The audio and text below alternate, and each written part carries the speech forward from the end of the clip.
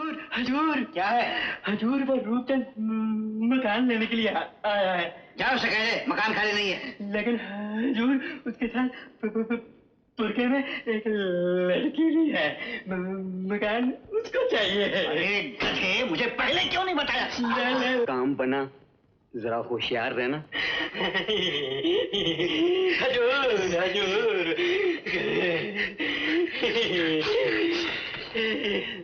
यहाँ मकान खाली नहीं है। मुंशी जी, आप तो हमेशा गरीबों पे दया करते आए हैं। ये बेचारी कश्मीर से अपने भाई के साथ चल के दिल्ली आई है कि शायद दिल्ली में शादी हो जाए कहीं। अभी तक इसकी शादी नहीं हुई। तो इसका भाई कहाँ है? वो बेचारा तो स्टेशन पर सामान लिए बैठा है। मैंने उसे कहा मुंशी असदुल्ला सोख्ता जैसा पोख्ता और शरीफ इंसान सारी दिल्ली में नहीं मिलेगा। तो तुम्हारे कहने पर मैं इसको मकान दे देता हूँ। जाओ इसके भाई को बुला लो। लेकिन ये किराया कितना लेंगी? तुम जितना दोगी किराया ले लूंगा बस। हम तो 2 रुपया देंगे। 2 रुपया? अरे 20 रुपए के मकान का 2 रुपया, इतना हमारा भाव गिराती है। यह तो बहुत महंगा होंगे सेजन जी, हम चल दी। अच्छा अच्छा अच्छा। तो ये लो 5 महीने का एडवांस रख लो। रसीद नहीं लेंगी? अरे रिसीट का क्या है? हमने जिंदगी में कभी किसी को रिसीट दी नहीं। हमने भी जिंदगी में किसी पे भरोसा नहीं करती। हमको रसीद नहीं देंगी तो हम ये वापस लेंगे। अच्छा अच्छा अच्छा बाबा, रिसीट भी देता हूँ। कलवा कलवा हजूर हुक्म हुक्म हुक्म हुक्म हजूर। नहीं हुक्म। इधर देख, इसको रिसीट देनी है, कागज पे चल लाओ। जिंदगी में पहली बार। हाँ एक खड़ा रहे। क्या नाम है भाईजान का? मंदू वल मुमताज अली। ममदू वल मुमताज अली। नाम अच्छा है। ये लो। अच्छा मुंशी जी, अब हम जाके भाईजान को ले आए। अरे मगर इसको कहाँ ले जाते हो? ये बेचारी अपने कमरे में आराम करेगी। तुम जाओ भाईजान को ले आओ। हाँ, बात तो ये भी ठीक है।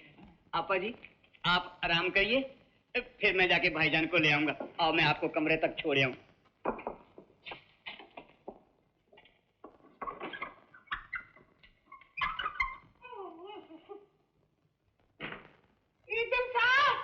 बाहर से ताला मार दी। डरना नहीं आपा, बहुत मजबूत ताला लगा दिया है। अरे उसके भाई को लेके मैं आया ही समझो ना। हाँ जल्दी आना है।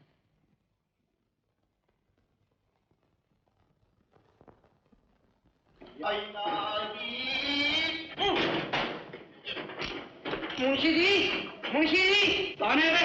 मंगू भैया, खुशामदेद खुशामदेद खुशामदेद। इधन साहब, हमारा फरीदा बहन किधर होंगी? वो बेचारी तो ताले में बंद है।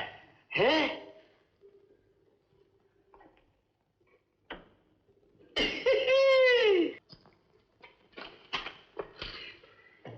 या इलाही मिटना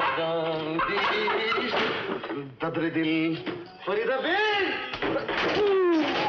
तुम किधर अंदर घुस दीस? हमारा बहन शरीफ हों दीस, पर्दा करन दीस। गोशा। हाँ।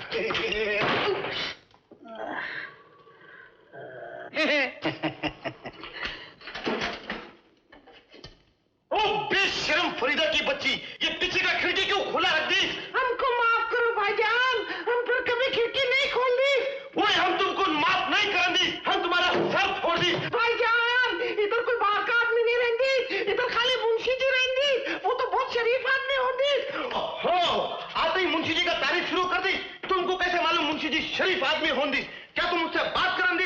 नहीं भाईजान, मुंशी जी से बात नहीं करन दी, वो बात करन दी। हाँ, मुंशी जी तुम्हारे से बात करन दी, हम मुंशी जी का गला दबा दी। वो तो बहुत शरीफ आदमी होती। भाईजान बगैर पकड़ी के मकान दे दी। मकान दे दी तो कौन सा एहसान करन दी? 5 महीने का किराया ले दी और कच्चा रसीद दे दी। नहीं भाईजान, वो तो बहुत शरीफ आदमी होंगी। अच्छा, अभी हम आराम करन दी, हम सो जान दी। भाईजान तुम सो जान दी, हमको भूख लगती, खाना कौन खिलान दी? ओहो, रात तक खाना नहीं खांदी तो क्या भूखा मर जाती? तुमको भूख लग दी तो बाहर जाके पानी पीन दी। अच्छा भाईजान आप सो जान दी, हम बाहर जाके पानी पीन दी।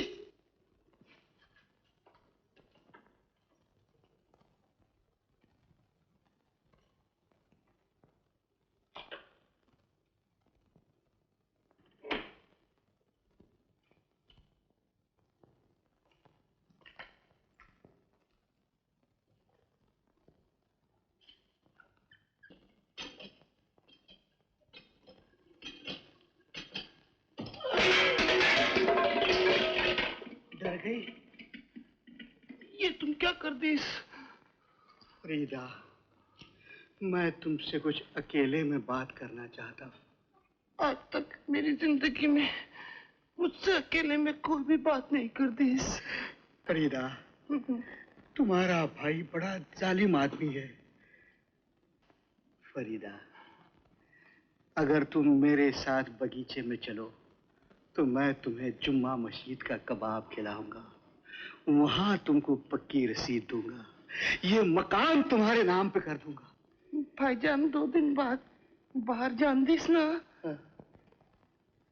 तो हम तुम्हारे साथ बागीचे में घूमने आन दीस। फरीदा, मेरी फरीदा, मेरी रूह, मेरी बनाई, मेरे दिल की शहनाई, मेरे मुंशी शोकता, शोकता। दीवान साहब, आप दिल्ली आए तो उषा बेटी भी हमारे घर आई, वरना इतने दिनों से यहाँ पढ़ रही है, कभी आई अंकल के घर? राय साहब, इसकी यहाँ तबीयत ठीक नहीं रहती, इसी फिक्र में देखने चला आया। अगर तबीयत ठीक नहीं थी तो हमें खबर दी होती। अंकल, आपने मुझे बुलाया? अरे उषा, तुम? हेलो सरला। सरला, ये तुम्हें बहुत याद कर रही थी। सरला, तेरे घर चले? घर? यही बातें करेंगे। हाँ हाँ बेटी, ले जाओ ना अपने घर, दोनों सहेलियां आपस में बातें करना। जी, चले। सरला, गोपाल घर आ गया? भैया, नहीं, वो तो घर में नहीं है। जब मौका होता है तब नहीं होता। सरला, जानती हो मैं तेरे साथ ऊपर क्यों आई हूँ? क्यों? तुझसे अपने सरजू की बातें करनी। देख उषा, मैंने नए पटे खरीदे हैं। सरला, सरला, एक तू ही तो है जिससे मैं अपने दिल की बात कह सकती हूँ। तू भी नहीं सुनना चाहती? ठीक है,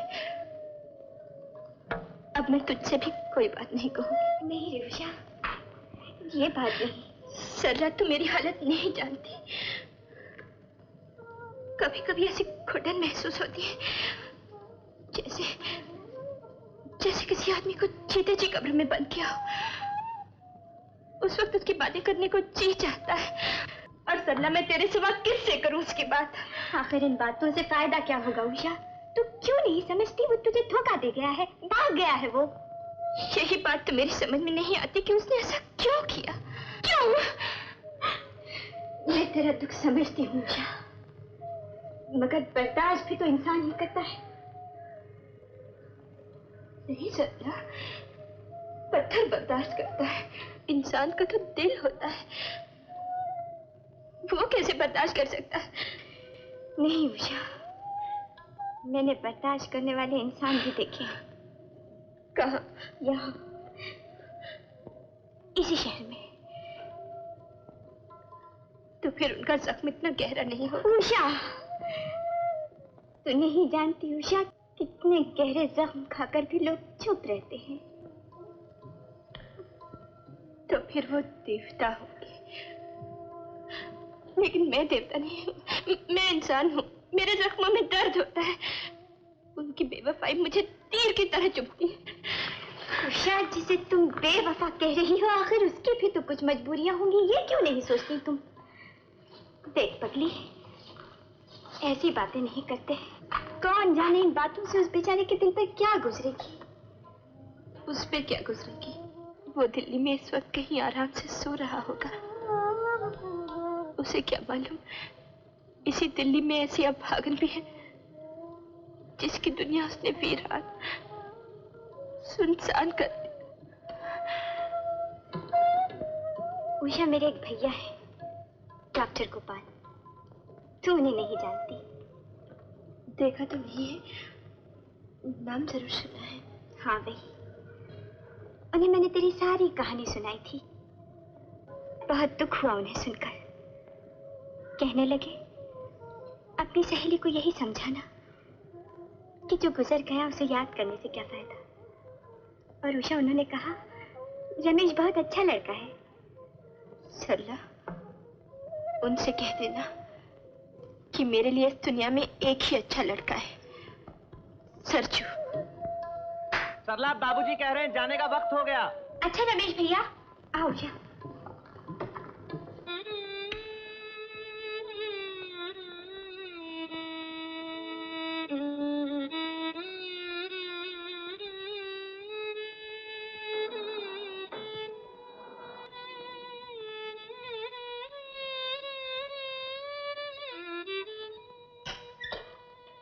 सुन लिया सब कुछ?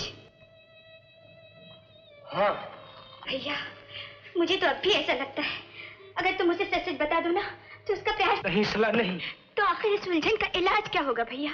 आज वो थोड़ी देर के लिए यहाँ आ गई थी तो तुम इस अंधेरे में छुपे बैठे रहे। कल अगर वो बहू बनकर सामने के घर में आ जाएगी भैया तो तुम कहाँ कहाँ छुपते फिरोगे? और अगर रमेश भैया को जब पता चल जाएगा तो क्या होगा भैया? उसका इलाज भी मैंने सोच रखा है सरला। इसी हफ्ते में दिल्ली छोड़ के चला जाऊंगा। भैया? हाँ सरला, शिमला में एक मिशन अस्पताल है जहां तिब्बत से आए हुए ये 3 बच्चे पलते हैं। उन्हें एक डॉक्टर की जरूरत है। मैंने वहां दरखास्त दी थी, उन्होंने मंजूर कर ली है। बस सरला, वहां चला जाऊंगा। और बहन, अब तो एक ही आरजू है मेरी कि बाकी की जिंदगी उन मासूमों की सेवा में गुजर जाए।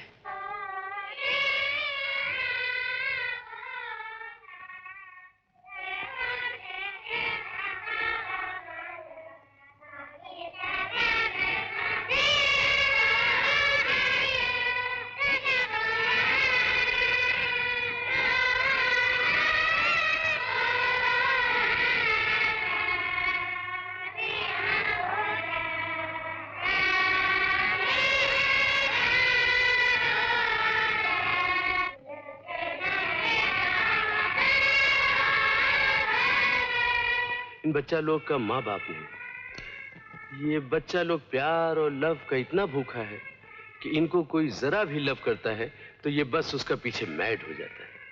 तुम डॉक्टर है, तुम्हारा दवा से ज्यादा तुम्हारा लव का जरूरत है इन लोगों को। Remember it. मिस्टर स्कॉट, भगवान ने मुझे बेइंतहा प्यार दिया है। बस मैं उसी को बांटने इन बच्चों के पास आया हूं। Very good. घीसला, इन बच्चा लोग को बोलो कि आज से तुम्हारा ये नया डॉक्टर है।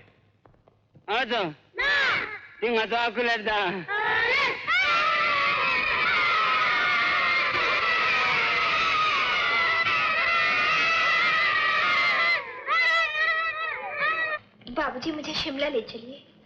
शिमला? वहाँ क्या है? देखिए, वहाँ फेस्टिवल है, स्कीइंग का मुकाबला भी होगा। और बाबूजी, मेरा मन कहता है वो वहाँ जरूर आएंगे।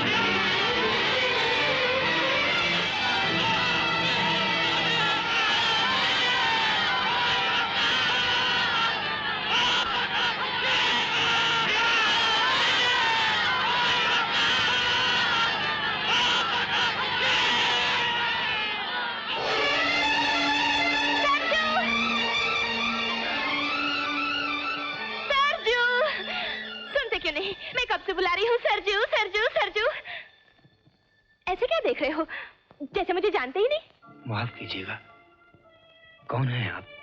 मुझे नहीं जानते? क्या कह रहे हो? क्या बात है बेटी? बाबूजी देखिए ना, यही सरजू है और कहते मुझे नहीं जानता। क्या मजाक कर रहा है? यकीन मानिए, मैं मजाक नहीं कर रहा। ठीक है, तुम मजाक नहीं कर रहे हो, तुम अपनी असलियत दिखा रहे हो। मुझे तो पहले ही मालूम था कि तुम अच्छे आदमी नहीं हो, मगर मुझे ये नहीं मालूम था कि तुम इतने बड़े फरेबी हो। इसे नहीं पहचानते?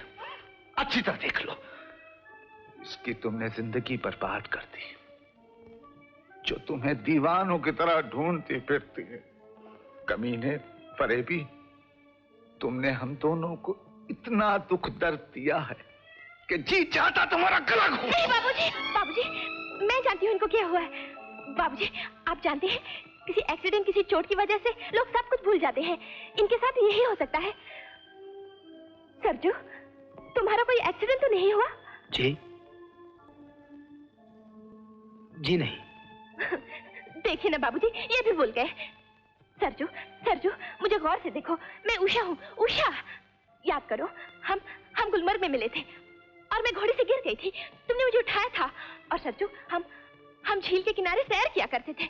तुम मुझे बहारों की रानी बोला करते थे सरजू। और तुम एक बार हमारे घर भी आए थे हकीम साहब बनके। मुझे अफसोस है, मैं वो नहीं हूं। आपको धोखा हुआ है। मुझे धोखा नहीं हुआ, तुम धोखा दे रहे हो। ओह मेरी समझ में नहीं आ रहा तुम्हें क्या हो गया है। याद है तुम स्कीइंग के चैंपियन थे। Skiing champion? आप लोग क्यों मेरा मजाक उड़ा रहे हैं? मैं तो ठीक से चल भी नहीं सकता, बचपन से अपाहज हूं।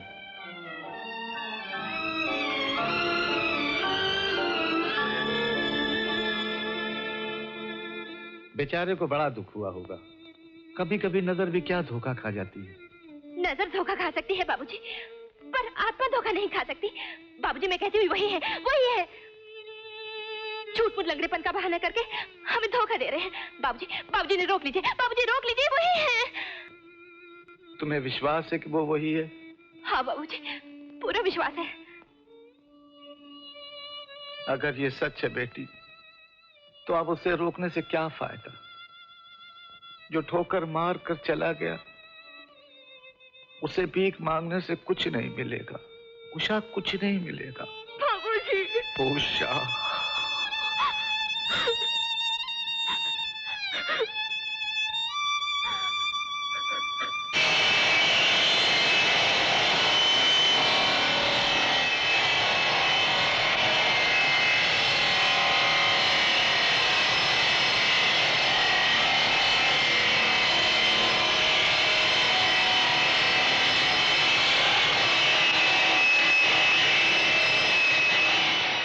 राय बहादुर, मैं अपने जिगर का टुकड़ा, अपने घर की रोशनी तुम्हारे हवाले कर रहा हूं।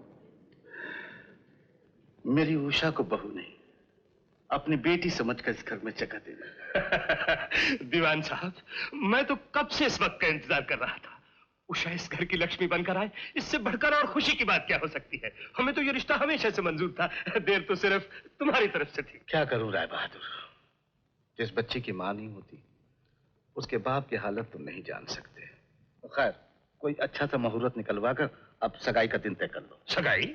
ये तो पुरानी रस्म है। जब बात मंजूर है दीवान साहब, तो इसी हफ्ते कोई अच्छा सा मुहूर्त देखकर दोनों का ब्याह कर देते हैं। नेक काम में देर क्यों?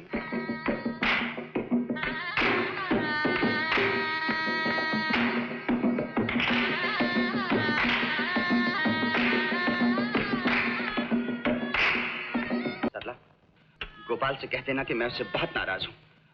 कल मेरी शादी है और वो अभी तक वापस नहीं आया। और देख, तू 2 बजे शिमला पहुंचेगी, पहुंचते ही उसे फौरन वापस ले आना। और देख बहन, उसे साफ साफ कह देना, अगर वो यहां नहीं आएगा तो ये शादी भी नहीं होगी, समझी? रास्ते में ठंडी होगी, ये शॉल ओढ़े रहना।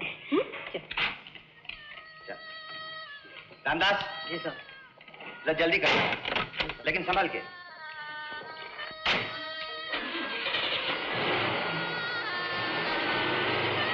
देखा मां, गोपाल आने में कितने नखरे कर रहा है।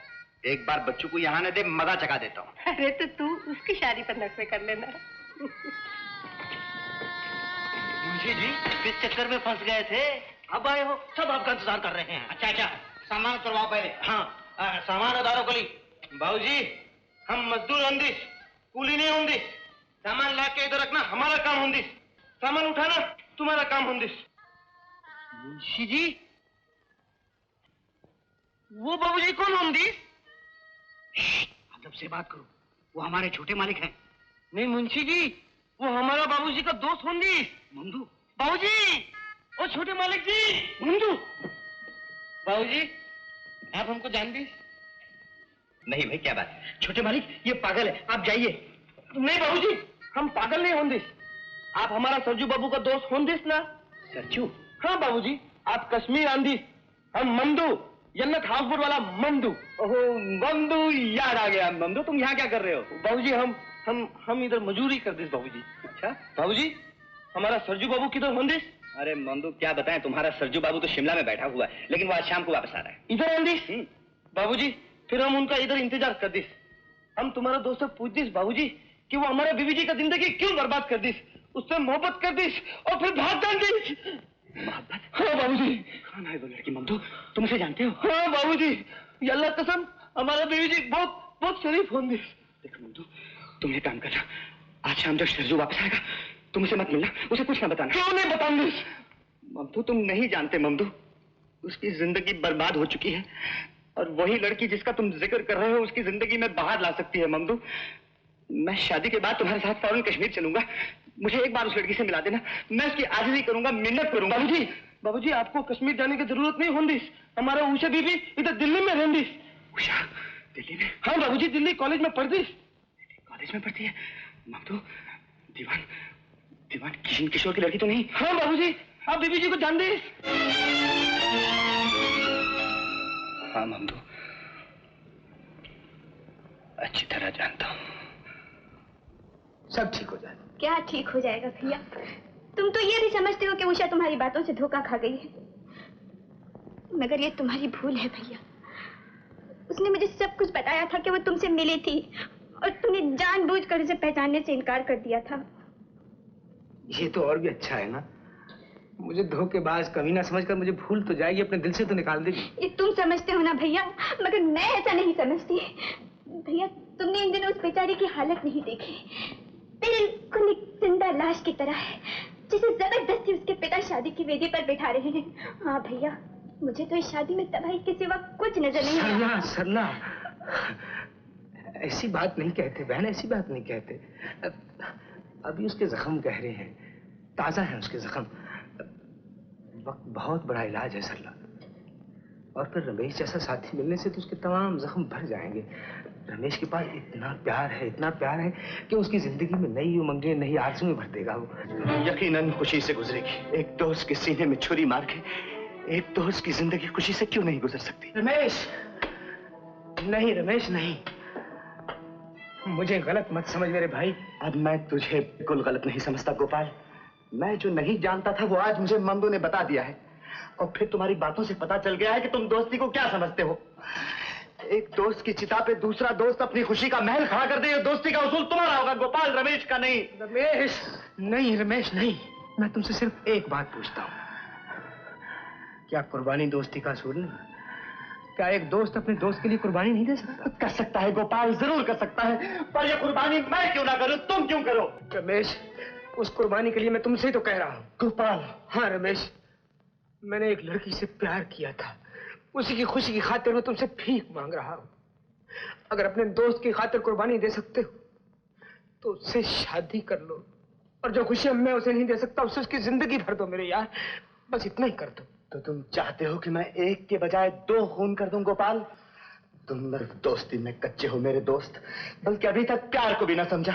जालिम, तुमने ये कैसे समझ लिया कि उस एक्सीडेंट के बाद उषा तुमसे प्यार करना छोड़ देगी? ये मत पूछ, मैं अच्छी तरह जानता हूं। मुझे गुलमर्ग में कहे हुए उसके लफ्ज आज तक याद है। उसी ने तो कहा था, अपाहज की जिंदगी भी कोई जिंदगी होती है, उससे तो मर जाना बेहतर है। नहीं गोपाल नहीं, ये बिल्कुल गलत है गोपाल, बिल्कुल गलत है। मेरे दोस्त, वो लड़की आज भी तुझसे प्यार करती है। इस बात पर बहस मत कर। तुम समझते क्यों नहीं? हम दोनों में बहुत फर्क आ गया है। मेरा एक पाँव नहीं है भैया, मैं उसके बराबर नहीं रहा रमेश, मैं उसके बराबर नहीं रहा। रमेश यकीन मान, मैं अपने बीते हुए प्यार के सहारे जिंदा रह सकता हूँ, मगर भगवान के लिए मुझे किसी के रहम पे जिंदा रहने को मत कहो। किस प्यार की याद पे जिंदा रह सकते हो, जिस प्यार को तुमने खुद ठुकरा दिया? तुम्हें मेरी वो एक बात याद आ गई, लेकिन इतना याद नहीं आया कि एक अनजान लड़की ने तुम्हारा नाम नहीं पूछा, पता नहीं पूछा और जिंदगी रख दी तुम्हारे कदमों में। तुम वो भूल गए जो कहा करते थे कि शरीर मर जाते हैं मगर आत्मा और प्यार हमेशा जिंदा रहते हैं। और आज तुम्हारे लिए शरीर ही सब कुछ हो गया, जिसका एक छोटा सा अंग कट जाने से तुम्हें प्यार के टुकड़े होते हुए दिखाई देने लगे। मैं पूछती हूँ, अगर ये हादसा शादी के बाद होता तब भी क्या तुम मुझे इसी तरह छोड़ के चले जाते? तुम शरीर की खूबसूरती और प्यार को एक समझते हो ना, तो मैं आज तुम्हें साबित कर दूंगी कि शरीर रहे न रहे, प्यार हमेशा जिंदा रहेगा। देख लो। उषा! रमेश, तुम बेफिक्र मत कर। उषा को रोक रमेश, वो कुछ कर लेगी। जा रमेश, तुम जा।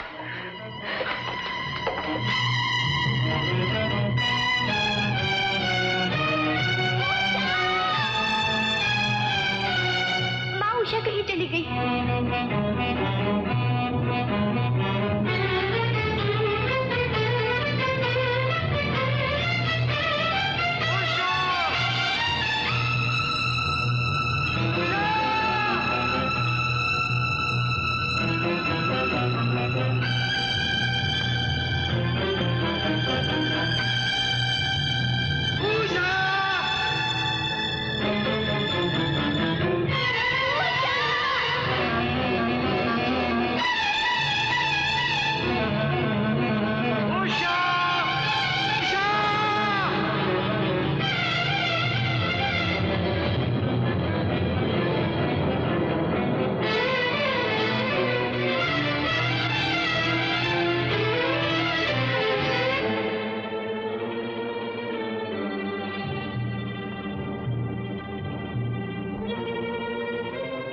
पाँव नहीं है भैया, मैं उसके बराबर नहीं रहा रमेश।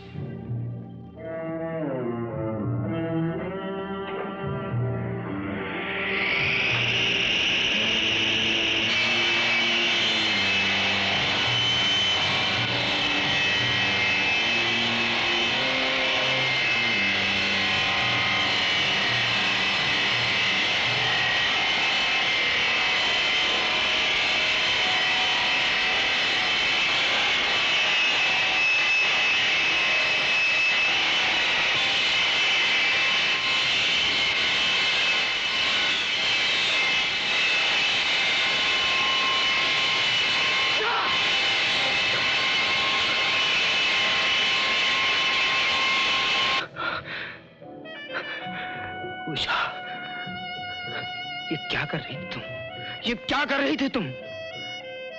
कुछ नहीं, अपने आप को तुम्हारे बराबर कर रही थी ताकि हम दोनों में कोई फर्क न रहे, कोई दूरी न रहे। माफ कर दो उषा, मुझे माफ कर दो। इसे माफ मत करना उषा, इसने मोहब्बत और दोस्ती दोनों को बहुत गहरे जख्म दिए हैं, इसे कभी माफ ना करना। रमेश, मुझे गलत मत समझो, मैंने तो तुम सबकी खुशी चाही थी। ये सच कहता है रमेश, सच कहता है। इस इंसान ने अपने लिए नहीं, हम सब के लिए बहुत दुख उठाए हैं।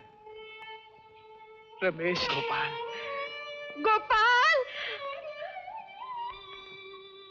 माँ,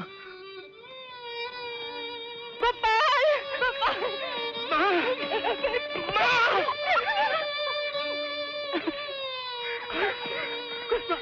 गोपाल, ये तुमने अपने क्या किया? अरे पगले, तुमने पहले क्यों नहीं बताया मुझे? मुझे माफ कर दे माँ, तुझे बताने की हिम्मत नहीं हुई। मैं समझती हूँ, तू सोचता था ना कि माँ से बर्दाश्त ना होगा, है ना? अरे पगले, इतने बहादुर बेटे की माँ क्या इतनी कमजोर हो सकती है? माँ, उषा की तरफ देख तो, देख उषा की तरफ। बेचारी को कितना दुख पहुंचा तेरी छोटी सी गलतफहमी के लिए। उषा बेटी, आना, आ मेरे पास आओ। आज तुम दोनों को इकट्ठा देख लो। जीती रहो बेटी। भगवान तुम दोनों की जोड़ी सलामत रखे। या इलाही मिट न जांदी कदरे दिल। मैं ये मेरा दोस्त है। बाबूजी, बाबूजी, हम ममदू मोहब्बत का यश पर आप दोनों को मिलान दिस ना। कुछ कहा तुमने?